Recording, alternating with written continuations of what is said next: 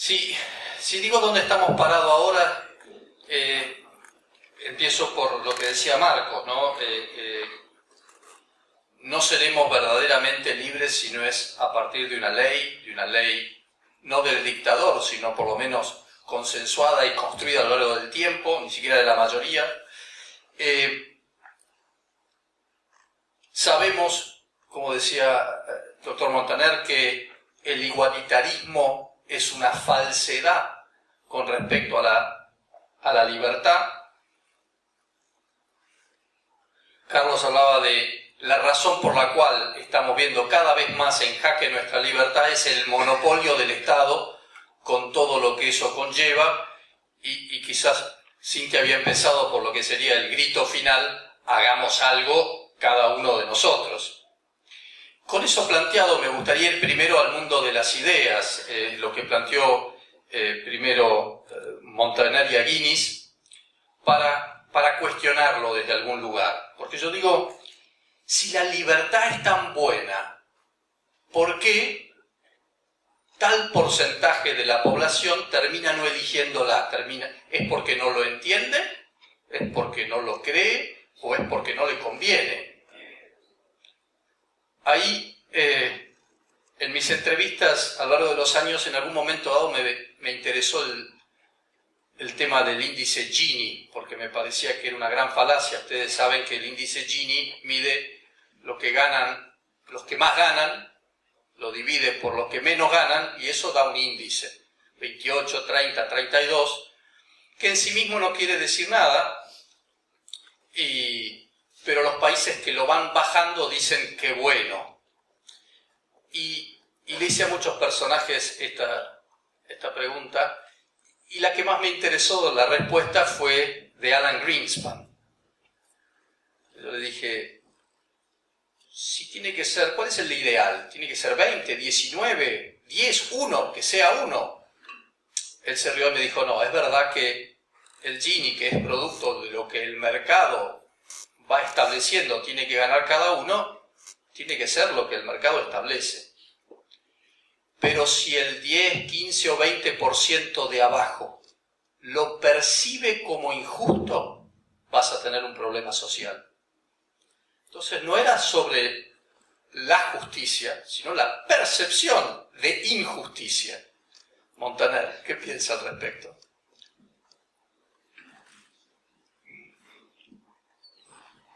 La primera parte de la aseveración, ¿por qué si la libertad es un don preciado y todos decimos que la ansiamos, por qué la sacrificamos en elecciones donde hay gente que son enemigos de la libertad, los que reciben la mayoría de los votos? El problema es que en el corazón de las personas, además del deseo de libertad, está el deseo de seguridad, por una parte.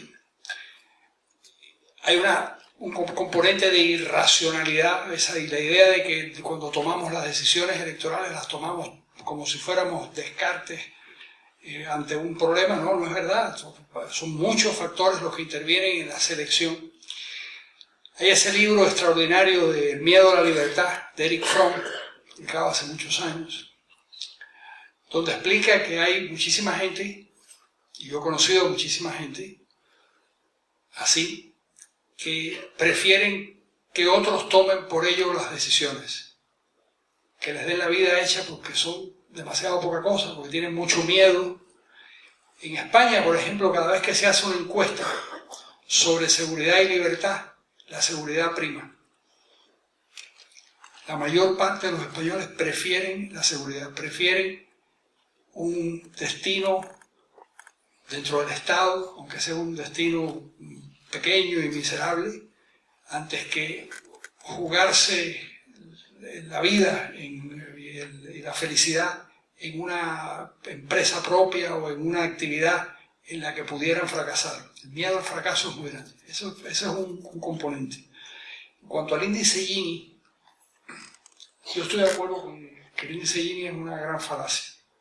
Corrado Gini, el matemático estadístico que diseña el índice Gini, a principios del siglo XX, un fascista, fascista del grupo de Mussolini, que rompe con Mussolini más adelante y se aleja y se queda en el mundo académico. Pero la concepción de dividir el ingreso en quintiles es casi como una segregación del pensamiento corporativo fascista. Si la idea de que, porque da un retrato fijo de la economía, cuando en una economía sana todo eso es cambiante, variable. Dicho esto del coeficiente Gini, lo cierto es que en los países que tienen un índice Gini o coeficiente Gini más bajo, los desniveles sociales son más bajos. Y uno puede llegar a la conclusión de que una sociedad en donde el 20% que más tiene no se aleja demasiado del 20% que menos tiene, es una sociedad más estable. Pero vuelvo a algo que dije en la conferencia. La razón por la que eso sucede en los países escandinavos o en Suiza, que es todo un país que no se parece en su estructura política ni en nada se parece a los países escandinavos, y sin embargo tiene un buen índice Gini, si bueno es bajo. La razón por la que eso sucede no es ni porque son más bondadosos ni porque tienen una mayor presión fiscal, sino porque tienen un tejido empresarial diferente. Si uno fabrica teléfonos Nokia, gana $30 la hora. Si uno recoge café en Colombia, gana 30 centavos la hora. Depende del valor agregado. Depende de lo que esa sociedad elabore en bienes y servicios. En esos países, la estructura empresarial es admirable. Un pequeño país como Dinamarca, con 3 millones que cabe en un suburbio de Buenos Aires, tiene un tejido empresarial diversificado, muy complejo, capaz de agregarle mucho valor a la producción y por lo tanto con trabajadores muy bien pagados. Cuando esos trabajadores están bien pagados, la distancia es más corta. Quiere decir que si queremos contribuir, es una cosa que es tan obvia, ¿no? Si queremos contribuir a disminuir las diferencias entre los que más tienen y los que menos tienen, lo que hay que cambiar es la base productiva. Ahí es donde está el problema. Porque de lo contrario es decidir hacer transferencias constantemente de las 4 actividades productivas de una sociedad, hacer transferencias constantemente al 95% improductivo, sobre la base de una supuesta justicia, que no es justicia, lo que acaba por ser un ancla que tira del conjunto de la sociedad hacia abajo y le hace daño al conjunto de la sociedad.